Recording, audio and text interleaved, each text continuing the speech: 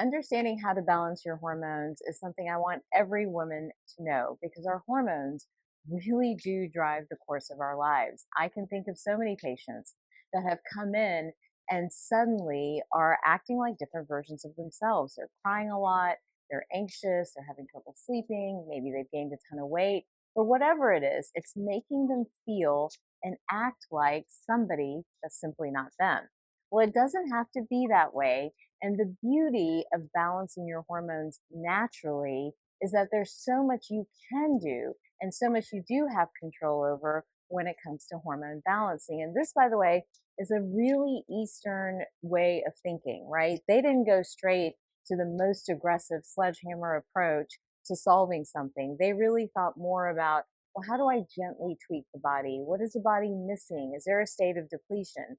So I want to take the next few seconds to really talk about how we balance hormones naturally using that East-West philosophy, meaning we're merging together the best of Eastern and Western medicine. So let's break them down. I hope you're taking notes. Here we go. We're going to start with B vitamins. And I've got to brag about my product Boost. And here's why. The lack of B vitamins in our diet was a pattern that I was seeing over and over again when I would do lab testing on patients. I've seen over 35,000 patients now at Center Spring MD. And the B vitamins were simply not absorbing. People were trying to eat healthy, trying to do all the right things, but their numbers weren't going up. Here's the implication of low B vitamin levels, and I mean all of them, B12, B6, folate, all of them, when it comes to our hormone balance. We know the Bs are really important for estrogen. They're important for how we build estrogen, how we metabolize estrogen, where estrogen goes, and so much more. They're also super important for how we feel.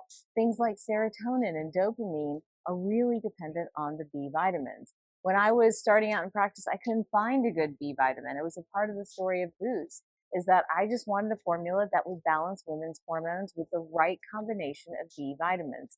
So if you're out there and you're watching and you're thinking like my hormones are off, my breasts are tender, I'm moody, I have no energy, starting with a good methylated B vitamin is a good first step. And you want something that does have methyl B12, methylated B6, which we call P5P, methylfolate, and the host of other B vitamins to go with it.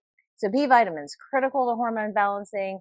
If you can't remember anything else, that's the one thing I want you to remember is please take your B vitamins to really help balance hormone patterns like estrogen dominance and even things like your thyroid, insulin, and so much more.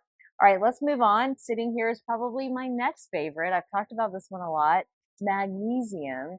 Magnesium, I keep calling the miracle micronutrient. And the reason is that our soil and many of our healthiest foods, unfortunately, today are depleted in magnesium. And so even here we go again with like, I'm eating healthy, but I still don't have the nutrient profile that I really need to keep my hormones balanced. Magnesium also helps with that hormone pattern of estrogen dominance. It's critical in progesterone maintenance, right? So progesterone, remember, that hormone that really is secreted in the second half of our cycle, determines how we bleed, but really is also responsible for things like anxiety, sleep, and so much more. It's an anti-inflammatory.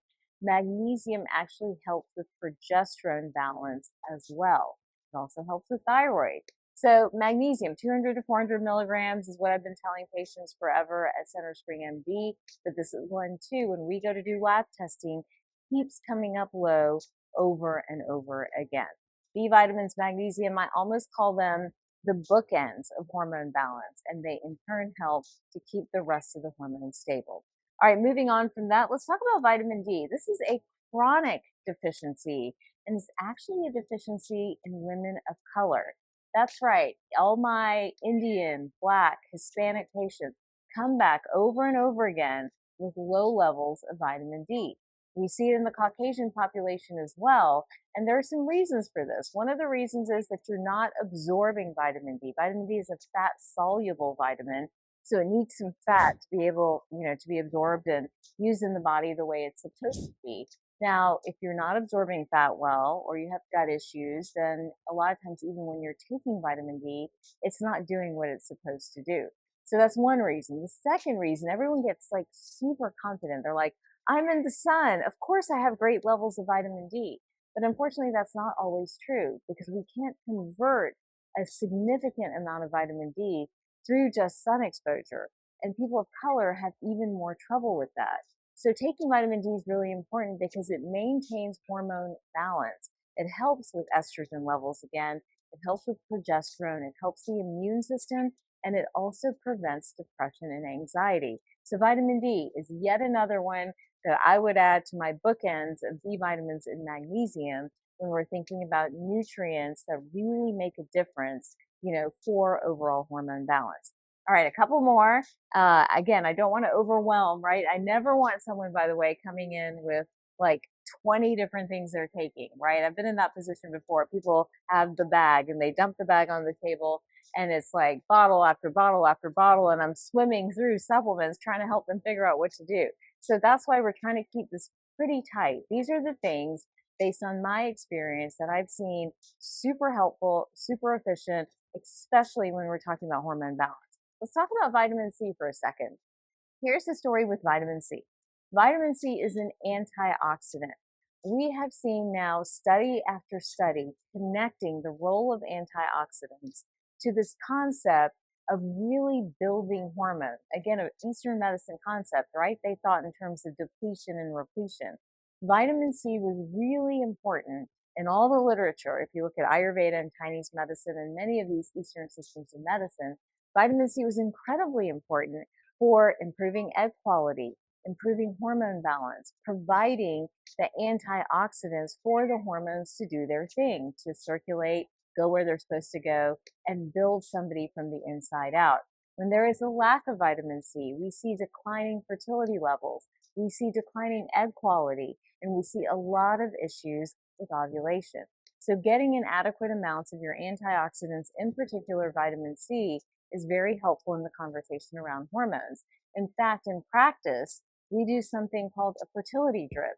And essentially what's in that IV is a lot of really high-powered antioxidants that are improving egg quality, helping the hormones to function efficiently, and resulting in natural hormone balance. All right, last but certainly not least, your probiotics. Remember, gut, liver, hormones. Eastern concept when it comes to balancing hormones naturally. Gut health is so important. I've been talking about this. I've talked about the estrabolome. You can check out that video right here. We've talked about gut health. There's another great video right here you can check out if you want to learn more about your gut and the connection to hormones. But probiotics in particular, we know that the bacteria in our gut determine where your hormones will go. Here's a quick example. Let's take thyroid hormone. Maybe you have Hashimoto's or hypothyroidism. We give you thyroid, right? We give you a prescription for taking maybe Armour thyroid or Synthroid or whatever the medication might be. Here's what actually happens. When the gut is not healthy, your body can't convert T4 to T3, which is the active thyroid form. So you end up having all this thyroid in your system, but it's not doing anything. So by taking probiotics, we assist in that conversion. Probiotics are a big part of that process. They're a big part of making sure estrogen gets packaged up and sent off to where it needs to go, making sure the androgens don't get super high and then in turn cause things like acne or hair loss. So a probiotic is so important for the overall picture of balancing hormones naturally and for really keeping your hormones where they need to be. And when you're trying to pick a probiotic, and here's where honestly there's just a ton of confusion. When you're trying to pick a probiotic, you're wanting to look for something with at least 50 to 100 billion CFUs, that's colony forming units. And ideally it has 5 or 6 different strains of bacteria in it. And it tells you exactly the amount of those different strains. That's a quality probiotic. So this is like, for me, I think when I'm thinking about somebody really interested in jumping into this conversation around hormone balancing and wanting to do it holistically and very naturally, this is really where I would start. I start oftentimes with nutrients and this idea of repletion and building, right? I still remember my Chinese mentor when I was in the beginning of my hormone journey, like wagging his finger at me and saying, no qi, bad qi. And I really honestly didn't know what he meant. But what he was trying to say is that I didn't have the nutritional health to build hormones. And I don't want that for you. So B vitamins, magnesium, vitamin D, vitamin C, probiotics, all a part of that nutrient equation to healthy hormone balancing. And yes, you can balance your hormones naturally, and we should start there before we even begin conversations around HRT and all the other more aggressive approaches. All right, remember I post new videos every week, and if you like this video, don't forget to hit like and subscribe.